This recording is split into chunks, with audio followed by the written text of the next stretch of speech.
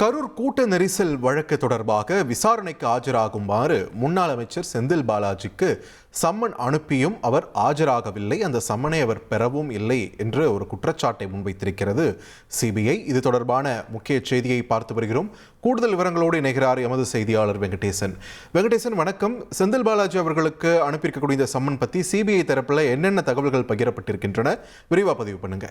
கரூரில் தாவேக தலைவர் விஜய் பிரச்சார கூட்டத்தில் கடந்த செப்டம்பர் 27 ஏற்பட்ட நெரிசலில் சிக்கி 41 பேர் பலியான சம்பவம் நாட்டையும் உலுக்கியது. இந்த சம்பவம் தொடர்பாக உச்சநீதிமன்ற உத்தரவின் பேரில் சிபிஐ வழக்கு பதிவு செய்து புலன் விசாரணை செய்து வருகிறது. இந்த வழக்கு தொடர்பாக சாட்சியம் அளிக்குமாறு முன்னாள் அமைச்சர் செந்தில் பாலாஜிக்கு இன்று சம்மன் அனுப்பியிருந்தது. ஆனால் அந்த சம்மனை அவரது வீட்டிலும் அலுவலகத்திலும் பெற அவரது தரப்பிலோ அல்லது அவரது பிரதிநிதியோ மறுத்துவிட்டதாகவும், இது தொடர்பாக மின்னஞ்சலில் அனுப்பிய சம்மனுக்கும் இதுவரை எவ்வித பதிலும் கிடைக்கவில்லை என்றும் மீண்டும் சம்மன் அனுப்ப திட்டமிட்டுள்ளதாகவும் சிபிஐ வட்டாரங்கள் தெரிவித்துள்ளன. நாளை ஏற்கனவே தாவேகா தலைவர் விஜய்க்கு சம்மன் அனுப்பிய நிலையில் அவர் இந்த தமிழ்நாடு சட்டமன்ற தேர்தல் நெருங்குவதால் சென்னையில் உள்ள சிபிஐ அலுவலகத்தில் ஆஜராகி சாட்சியம் அளிக்கும் வகையில் 15 நாட்கள் கழித்து மீண்டும் சம்மன் வழங்குமாறு ஒரு கோரிக்கையை சிபிஐக்கு வழங்கியுள்ளார். அந்த கோரிக்கை தொடர்பாக சிபிஐ இன்னும் முடிவெடுக்கவில்லை. எனவே ஒரே நாளில் இன்று இந்த 2 பரபரப்பு தமிழக சட்டமன்ற தேர்தல் நடைபெறக்கூடிய சூழலில் இந்த கரூர் கூட்ட நெரிசல் வழக்கின் சிபிஐயின் புலன் விசாரணை என்பது தீவிரமாகி இருப்பது மேலும் பரபரப்பை ஏற்படுத்தியுள்ளது. வெங்கடேசன், ஒரு தெளிவுக்காக கேட்கிற, சம்மன் இன்றுதான் அனுப்பப்பட்டிருக்கு, இன்றே ஆஜராகணும்னு சொல்லப்பட்டிருக்கா? இந்த சம்மன் இன்று அனுப்பி இருக்க வாய்ப்பில்லை.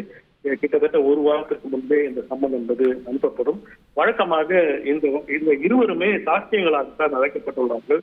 சாட்சியங்களாக அழைக்கப்படும் போது விஜய் இன்று கோரிக்கை விடுத்தது போல செந்தில் பாலாஜியும் கோரிக்கை விடுத்திருக்க முடியும். ஆனால் அவரது தரப்பில் நேரில் அளித்தும் அவரது வீட்டிலும் அலுவலகத்திலும் அளித்தும் அந்த சம்மனை பெற மறுத்துவிட்டதாக சிபிஐ வட்டாரங்கள் தெரிவித்துள்ள நிலையில் மின்னஞ்சலிலும் அதற்கான பதில் கிடைக்கவில்லை என்பது தற்போது சிபிஐ அதிகாரிகள் தெரிவித்துள்ளனர்.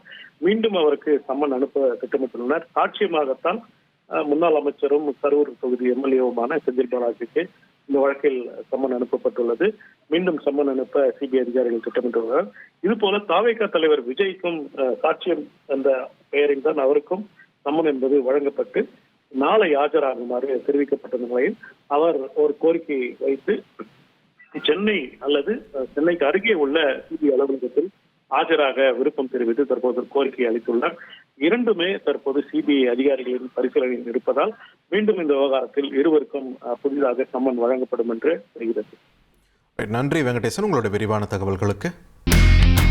இனி செல்லும் இடமெல்லாம் செய்தி. தந்தி டிவியின் வாட்ஸ்அப் சேனலை ஃபாலோ பண்ணினா செல்ல இருக்கும் இடமெல்லாம் செய்தி. இதோ QR கோட் இப்பவே ஸ்கேன் பண்ணுங்க, ஃபாலோ பண்ணுங்க.